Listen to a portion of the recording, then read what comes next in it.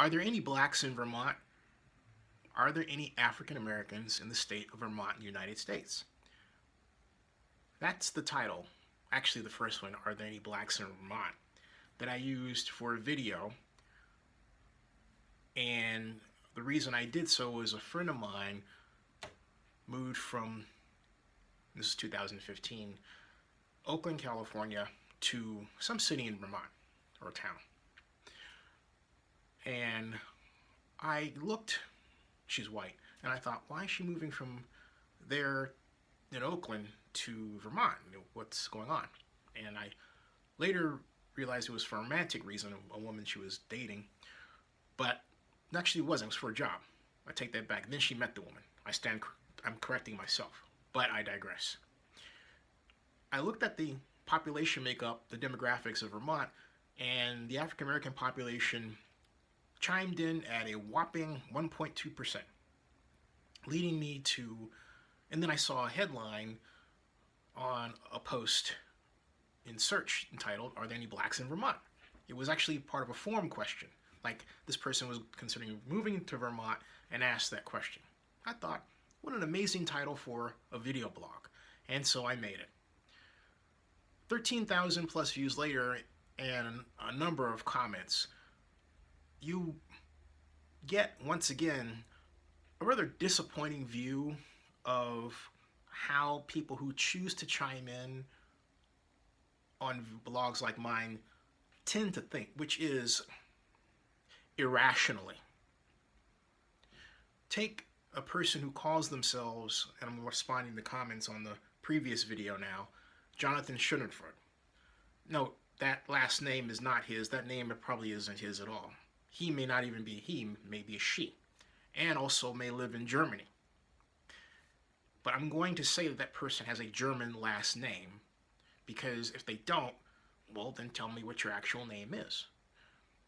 This person says, in a number of nonsensical comment rants, which I appreciate, by the way, thank you for commenting, that, among other things, I should go back to where I came from, which is Chicago, Illinois.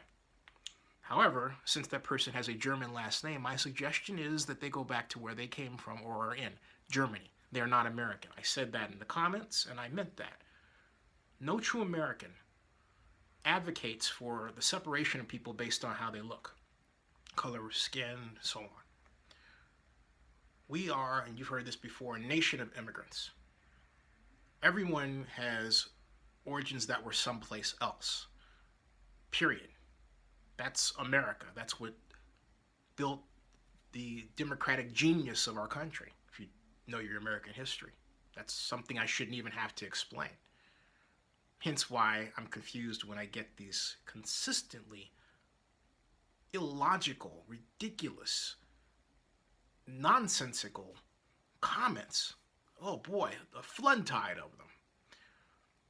Take Chuck Smith, who said that the reason why there are not a lot of blacks in Vermont was because Vermont's poor, it doesn't have a big economy, and therefore there's no black ghetto because black ghettos tend to be in cities where there are bigger economies. What? That's the craziest thing I've ever heard of. The craziest. Under Chuck Smith's logic, there would be no blacks in Arkansas or Louisiana, let alone rural Louisiana. You get the idea. But that's the kind of thinking that people use who choose to comment. Now, in the days prior to when I took the opportunity to remind myself of my early YouTube training, whereas you don't block commenters, you let people say what they want to say, I would have blocked that comment. But my new old policy is I'm going to allow it as comic relief, but I'm going to point it out as comic relief. That's right. I'm going to talk about people who think that way because it's ridiculous.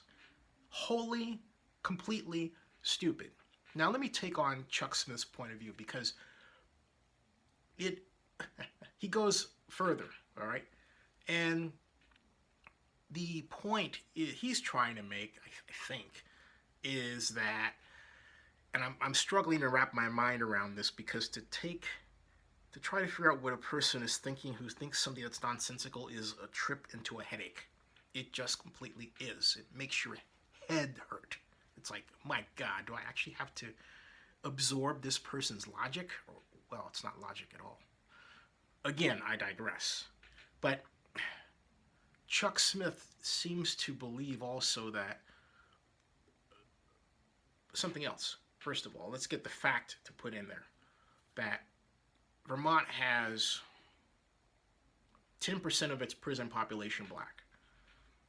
That's right, 10% of its prison population black, which is smaller than the 1.2% of total Vermonters that are black, all right? But it's 10%. The reason why there are not a lot of blacks in Vermont is because, as I read in a number of posts, that someone commented that racial profiling is common.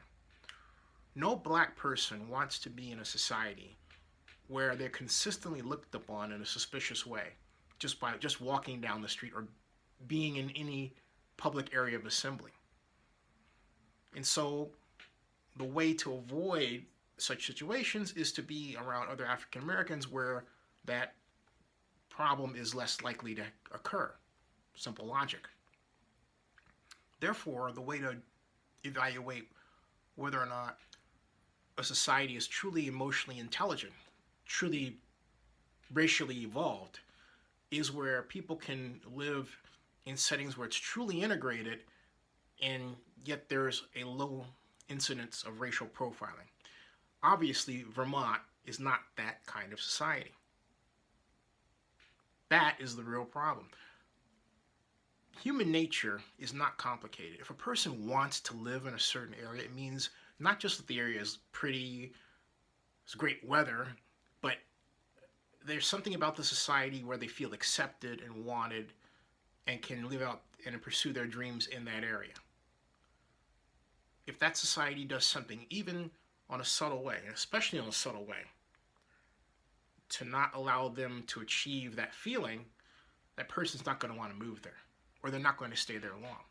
And I'm talking about something called microaggressions. Racial profiling is a microaggression. What's a microaggression? It's little behaviors in life on a daily basis that make a person feel that somebody else is being aggressive toward them in a negative way. Little slights, like, for example,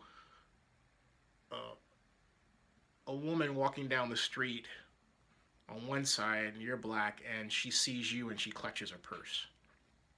In fact, when that happens to me, and it does happen, I move away from the woman like that. It's funny because some women they do it subconsciously, and then they think, why is he moving away from me, right? Well, stop doing that. Then, to explain how society evolves and how smart people can be, there are women who recognize that tendency and have eliminated it from their wetland zone of thought and don't do that as they walk down the street. Thank you. Ding. All right. Again, but I digress. The bottom line is that where there are few blacks, there's also an indicator of racial profiling. And if you want more blacks to be comfortable in Vermont, you've got to work to eliminate racial profiling. Law enforcement shouldn't be going around thinking, hey, you're black, you shouldn't be here, and then, figuring out some kind of way to lock somebody up, from what I've read. That should be eliminated. So, are there any blacks in Vermont? Not many. And I think we're beginning to see the real reason why. Stay tuned, and please subscribe to Zenny62. Agree with me or disagree with me. I talk about so many different things that you may surprisingly find something you agree with me about.